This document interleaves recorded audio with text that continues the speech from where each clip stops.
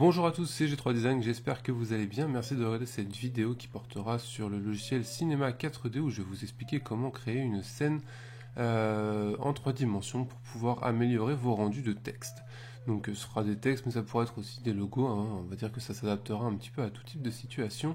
Le but étant ici d'utiliser les lumières, d'utiliser aussi ce qu'il y a autour de votre objet, parce que c'est vrai que beaucoup d'entre vous utilisent Cinema 4D comme un créateur de texte en 3D, mais ne savent pas forcément utiliser toutes les options.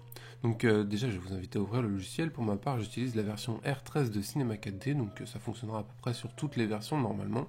Et on va commencer tout de suite avec ce que je vous expliquais tout à l'heure, donc la création d'un texte. Donc c'est très simple, puisque dans le mot graphe, vous avez ici l'outil texte. Donc on va faire un texte de base, rien de très compliqué, vous l'adapterez ensuite aux besoins de votre chaîne ou de votre vidéo. Donc moi je vais juste écrire tuto. Voilà, donc là on a le texte qui apparaît à l'écran. On va changer la police ici, peut-être que c'est une police que vous n'avez pas, je voulais juste une police un peu plus large pour qu'elle soit plus visible. Donc moi je vais prendre, je sais pas ce que je vais prendre, je vais prendre Arial Black. Voilà, donc c'est une police un petit peu plus grosse, donc on verra un petit peu mieux mon texte. Je vais ensuite changer ici la profondeur, histoire d'avoir un texte un petit peu plus large, je vais mettre à 80 de profondeur. Voilà.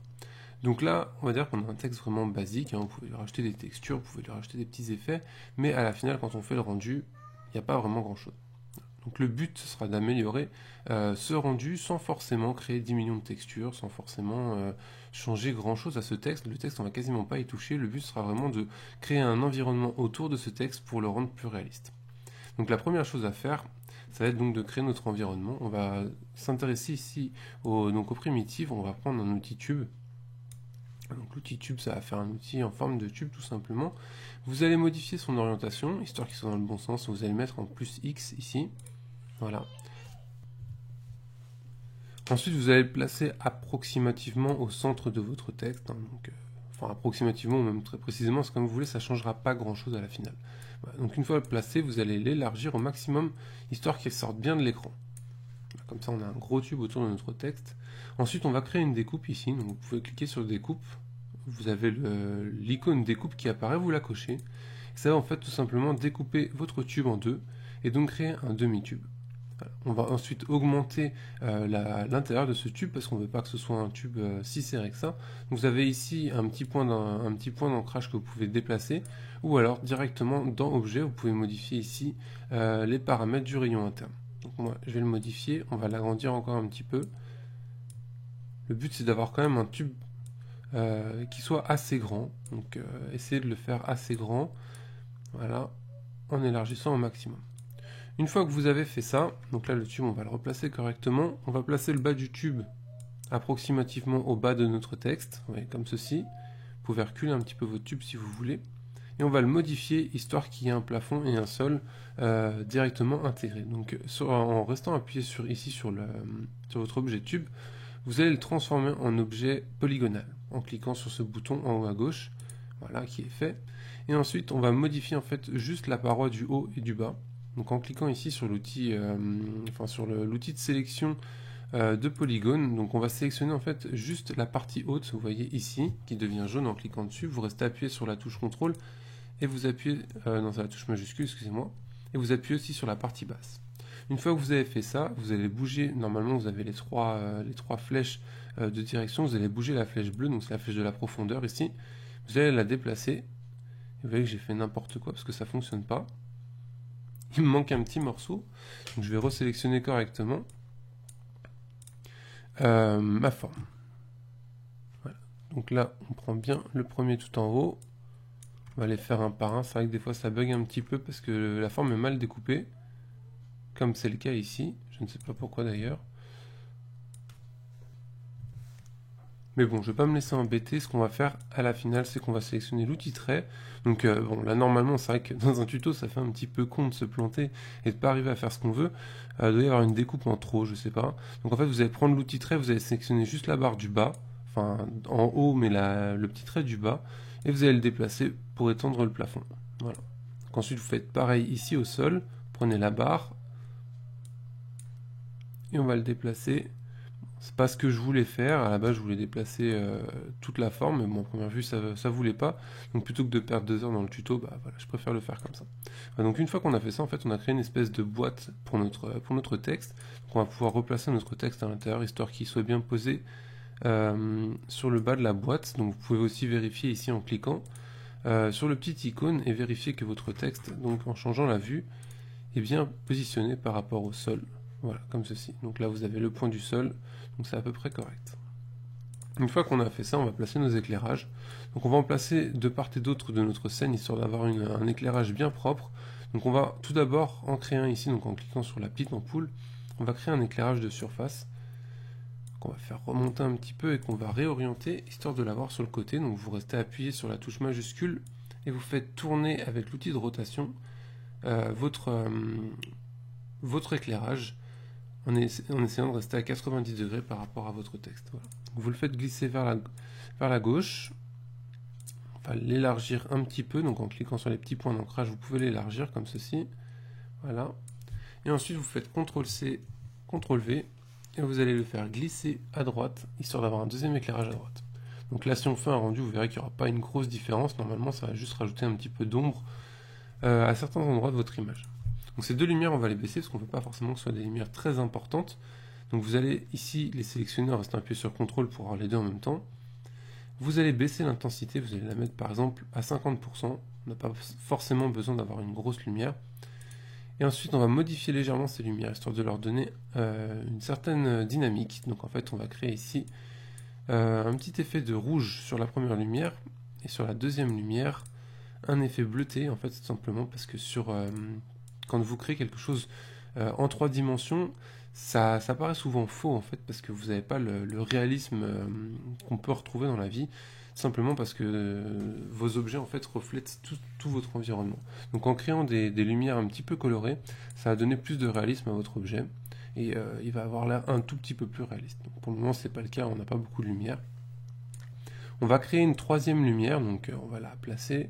C'était pas une lumière comme ça que je voulais créer, c'était un éclairage de surface. Voilà. Donc vous prenez votre éclairage de surface, et ce coup-ci on va le placer au milieu du texte. On va le décaler, on va le mettre à l'entrée de notre boîte, voilà, comme ceci, histoire de pouvoir éclairer l'avant de notre texte et que ce soit un petit peu moins dans les ombres. Voilà. Donc là on a éclairé notre texte. Maintenant on va pouvoir créer, je ne sais pas comment on pourrait appeler ça, ce serait des espèces de reflets lumineux. Donc en général on appelle ça une softbox ou une lightbox suivant ce qu'on est en train de créer. Là on est en train de créer les deux en même temps. Donc vous allez créer tout simplement un plan. Ça je vous l'avais expliqué déjà dans différents tutos, hein, mais on va le refaire tous ensemble pour avoir vraiment un truc précis. Voilà, votre plan vous allez le modifier légèrement pour qu'il ait une forme rectangulaire et le faire pivoter à 90 degrés pour qu'il ait exactement la même orientation que votre lumière gauche ou droite. Voilà. Donc vous faites décaler votre plan ensuite derrière la lumière, donc pas devant, derrière, histoire que la lumière reflète et puisse renvoyer une autre lumière et ainsi de suite. Vous faites CTRL-C, CTRL-V et vous replacez un second plan de l'autre côté. Voilà. Donc pour le moment les plans ne servent à rien, mais pour la suite je vous expliquerai comment ça marche. Vous pouvez aussi créer un nouveau plan, donc là par exemple on va pas forcément garder la même forme, pour les reflets ça permettra de faire des choses différentes. Donc vous pouvez prendre par exemple un disque ou alors rester sur un plan, et donc là on va l'orienter différemment, on va le mettre en plus Z histoire d'avoir une orientation par rapport à notre texte, et on va déplacer notre disque, donc vous essayez de l'orienter, comme je vous le disais, donc face à face avec le texte et un petit peu derrière la lumière qui se trouve devant le texte. Voilà. Donc là on a placé 3 plans différents. Maintenant, on va leur créer une petite texture, histoire qu'ils servent à quelque chose. Donc vous allez double-cliquer ici en bas.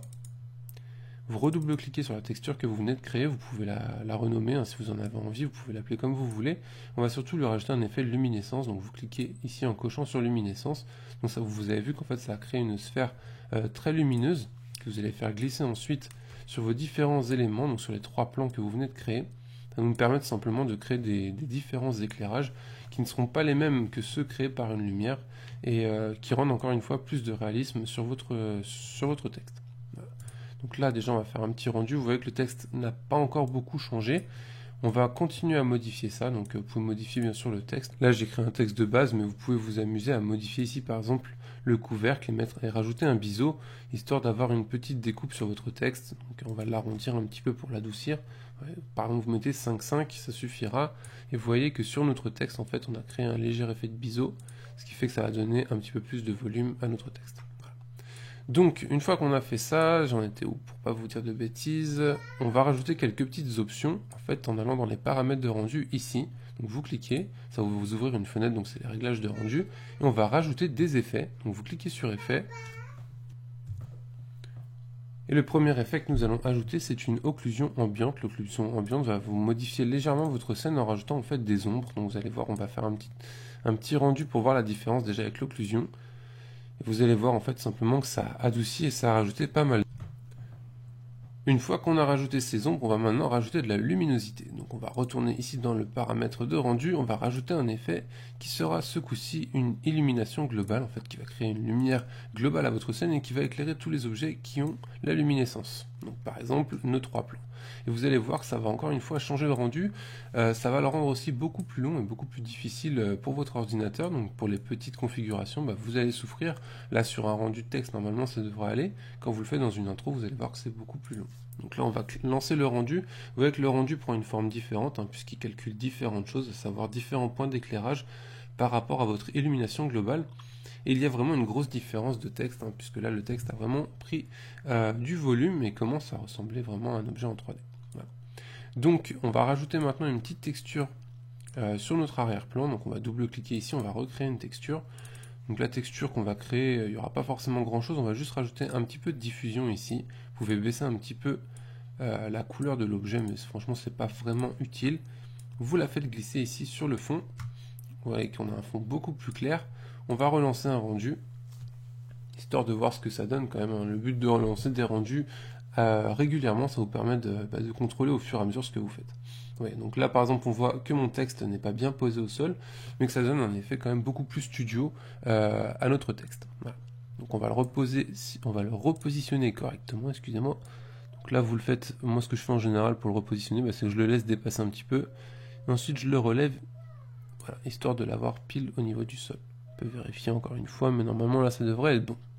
Voilà, donc une fois que vous avez fait ça, on va pouvoir ajouter un petit effet d'ombre. Donc vous choisissez entre vos deux lumières, ou même les deux si vous voulez, mais une seule suffira. Donc vous prenez une de vos lumières et vous cliquez ici sur ombre, en bas là dans les petites options, et vous allez rajouter une ombre diffuse. Donc normalement ça ne devrait pas changer grand chose vu toute la luminosité qu'on a mis à la scène. Donc ça devrait rajouter encore un petit peu plus de volume à votre texte. Encore un petit rendu histoire de voir ce que ça donne. Vous voyez, donc ça va pas rajouter grand chose, ça rajoute une petite ombre au sol, donc ça peut faire sympa. Donc là vous voyez par exemple que sur notre rendu, notre tube n'est pas assez long, donc on voit la fin du tube. Pourquoi je vous ai fait faire un tube? C'était aussi pour éviter d'avoir une découpe à ce niveau-là, parce que si vous aviez mis par exemple un sol avec une planche droite, derrière vous auriez eu la découpe du sol, donc le fait d'avoir une forme arrondie, vous n'avez plus de découpe. Donc voilà, donc votre texte est quand même beaucoup plus propre qu'au début. Donc je vais relancer un dernier rendu juste pour que vous vous rendiez compte. Et ensuite je vais vous montrer la différence avec l'ancien texte. Voilà, donc ça c'est le texte que vous venez de créer. Et ensuite maintenant on va modifier ça. Donc on va récupérer tout notre softbox, sauf le tube.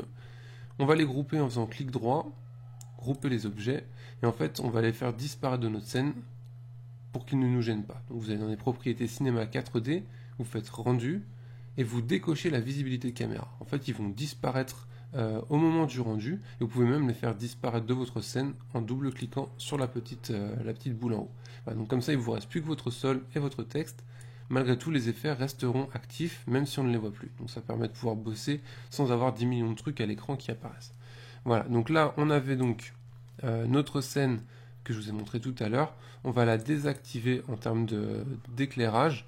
On va désactiver aussi nos éclairages d'occlusion et d'illumination. Et vous allez voir la différence. Voilà. Il n'y a plus aucun effet, même le fond, on voit une délimitation.